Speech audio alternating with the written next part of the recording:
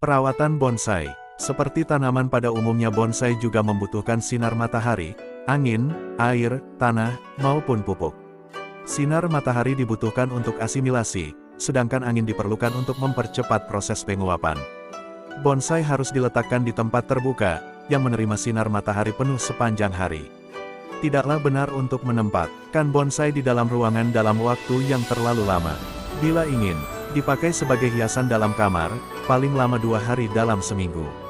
Agar semua bagian dari tanaman memperoleh sinar matahari, penempatan pot bonsai perlu diputar secara berkala. Hal ini untuk menghindarkan pertumbuhan cabang atau ranting ke satu arah dan juga menghindari matinya cabang atau ranting yang tidak terkena sinar matahari. Pada musim panas, penyiraman dilakukan 2 kali sehari, yaitu pada waktu pagi dan sore hari. Apabila terpaksa dilakukan penyiraman pada siang hari, air harus benar-benar membasahi seluruh tanaman dan juga tanah dalam pot, yang bisa dilihat dengan keluarnya air dari dasar lubang pot. Bila jumlah air kurang dan hanya membasahi daun, daun-daun tersebut akan terbakar dan menjadi layu. Penyiraman sebaiknya dilakukan dengan menggunakan sprayer yang halus agar bisa membasahi daun secara merata dan tidak merusak permukaan tanah pada pot. Di samping hal-hal di atas, diperlukan juga campuran tanah yang sesuai untuk menanam bonsai, agar tumbuh sehat seperti yang dikehendaki.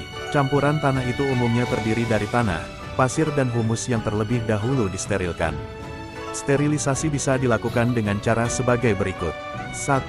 Tanah dituangi air mendidih, kemudian dicampur dengan fungisida dan insektisida.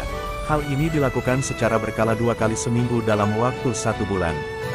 2. Tanah dijemur di bawah terik matahari serta dibolak-balikkan. Sebaiknya tanah diletakkan di atas permukaan seng berupa lapisan tipis. Lama penjemuran 1 bulan. 3. Tanah direbus dengan air.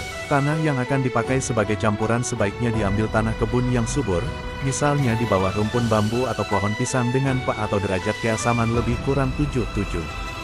Alat ukur derajat keasaman ini bisa diperoleh di toko-toko kimia atau pertanian. Tanah liat sebaiknya tidak dipakai, karena tanah tersebut tersusun dari partikel-partikel sangat kecil yang mengikat air dengan kuat sehingga udara susah masuk dan tidak memberi kesempatan pada akar untuk berkembang. Sedangkan bila kering menjadi sangat keras, tanah diayak dengan ayakan dari kawat kasa, sehingga diperoleh butiran-butiran tanah dengan diameter 0,625 mm sampai 6,35 mm. Pasir yang sebaiknya dipergunakan adalah pasir yang berasal dari sungai.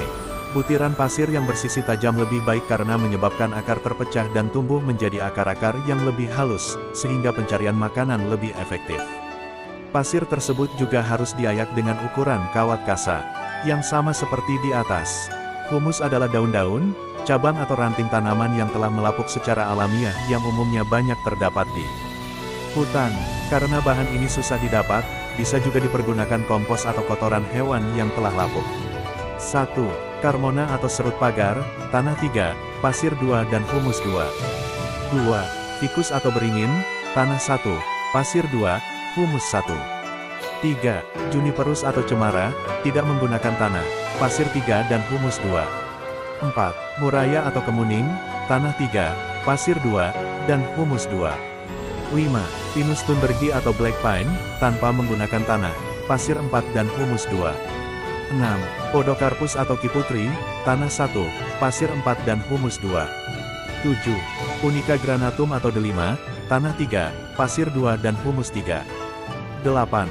Ulmus, tanah 1, pasir 2, dan humus 2. Dan 9. Pohon daun lebar pada umumnya, tanah 1, pasir 1, dan humus 1.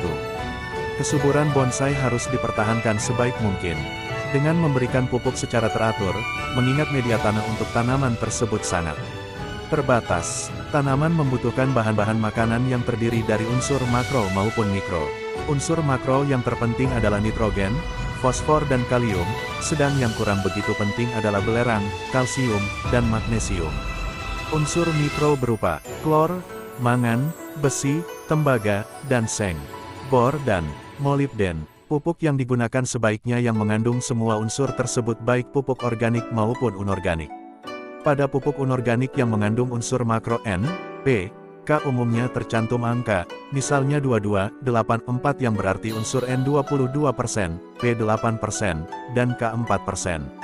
Unsur N merangsang pertumbuhan tanaman terutama daun, cabang dan batang, sedang unsur P merangsang pertumbuhan akar dan pembungaan. Unsur K membantu pertumbuhan protein dan karbohidrat dan memperkuat tanaman. Mengingat hal tersebut, dalam pemilihan pupuk hendaknya disesuaikan dengan kebutuhan bonsai tersebut. Misalnya bila diinginkan adanya pembungaan pada tanaman, hendaknya dipilih pupuk yang mempunyai unsur P yang tinggi. Unsur-unsur hara pada pupuk kimia terlepas dengan cepat, sehingga merangsang pertumbuhan tanaman dengan cepat pula. Pemakaian pupuk kimia harus hati-hati dan menurut aturan pemakaiannya, karena apabila kelebihan dosis akan membuat tanaman menderita bahkan mati.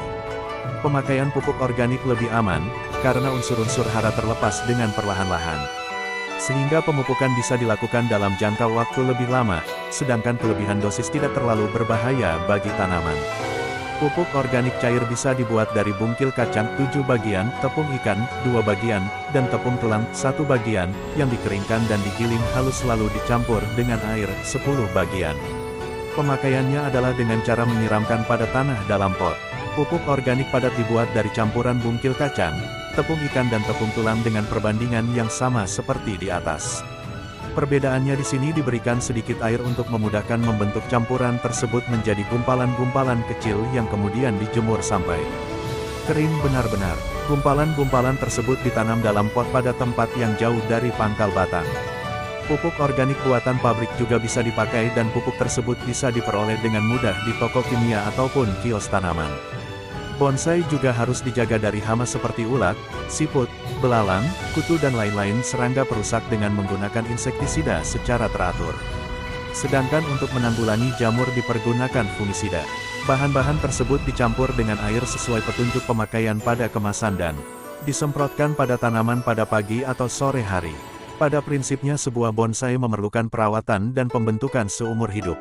Hal itu telah mulai dilakukan sejak bahan bonsai diperoleh, yaitu dengan memberi bentuk dasar baik dengan pemotongan ataupun pengawatan. Selama masa pembentukan tanaman harus selalu dipupuk dan dipelihara baik-baik seperti dalam uraian di atas. Hal ini dilakukan terus sampai bonsai tersebut mati karena usianya yang telah tua.